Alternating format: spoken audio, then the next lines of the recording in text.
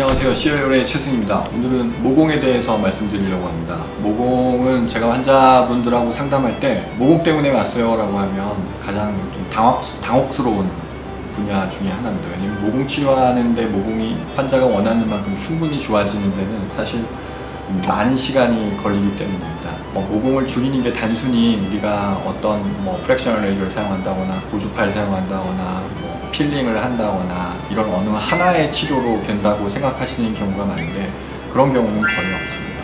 이게 모공이 넓어지고 확장되고 우리 눈에 두드러지는 이유를 하나하나 살펴보면 왜 그런지 알 수 있을 거예요. 첫 번째, 저 같은 경우는 모공이 넓어져서 모공을 좋아지게 하고 싶어요 라고 오는 분이 있으면 일단 제모를 합니다. 모공이 두드러지게 보이는 이유 중에 하나는 모공, 털, 구멍이잖아요.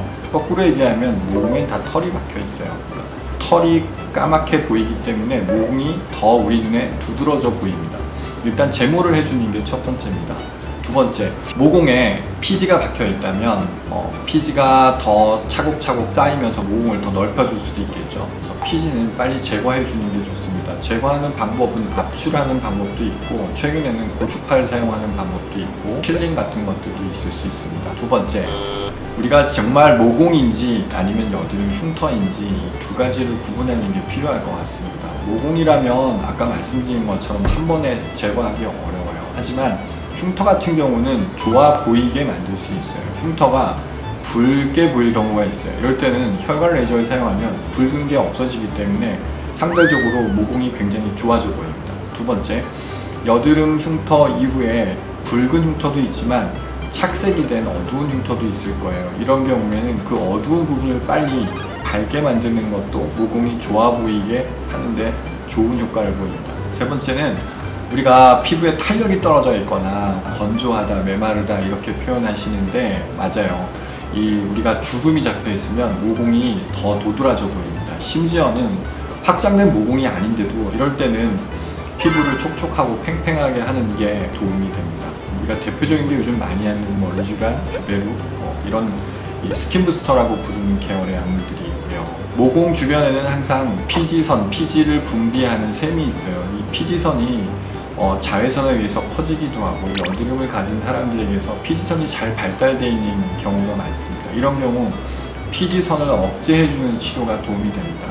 과거에는 로아큐탄, 이소키티논이라는 이 약물을 많이 사용했어요. 근데 피부가 건조해지는 부작용들이 있죠. 그래서 최근에는 약물의 사용은 최소한 줄여주고 고주파를 많이 사용합니다. 고주파 중에 니들 RF라고 하는데 바늘을 사용해서 우리가 원하는 깊이에 고주파를 흘려주는 방식을 쓰는데 모낭이 있는 깊이를 어림잡아 보통 한 1mm 안팎으로 보는데요. 좀 더 깊은 사람은 좀 더 깊이 할 수 있고 얕은 사람은 좀 더 얕게 할 수 있겠죠. 그리고 고주파를 흘려주면 피지선이 차곡차곡 굉장히 줄어듭니다. 모공을 중심으로 피지선이 마치 해바라기처럼 이렇게 있는데 이 피지선이 줄어들면 모공이 굉장히 줄어들어 보입니다. 마지막에 사실은 이제 이런 프랙셔널 레이저를 과거엔 굉장히 많이 사용했습니다. 이런 좋은 방법 중에 하나지만 단점은 얼굴이 붉어지고 또 다운타임이 길고 한 방법이 있어서 조심해서 사용할 필요가 있는 것 같습니다. 모공의 치료를 다시 말씀드리면 첫 번째, 제모를 한다. 그 다음에 색깔이 있으면 색을 없애준다. 세 번째, 주름이 있으면 피부를 촉촉하고 팽팽하게 해준다. 피부가 팽팽해지고 촉촉해지면 반사감이 많이 생기면 상대적으로 우리가 보이는 이런 볼록볼록함이 줄어들어 보입니다. 그리고 마지막으로 피지선을 억제해준다. 저희 병원에 이제 포텐자나 또 버추라는 고주파들이 있고요. 써마지 같은 것도 굉장히 좋은 방법 중에 하나입니다. 시간적으로 여유가 있을 땐 이런 울트라폴스 같은 CO2 프랙셔널 레이저도 좋은 방법이 아닐까라고 생각하고 있습니다.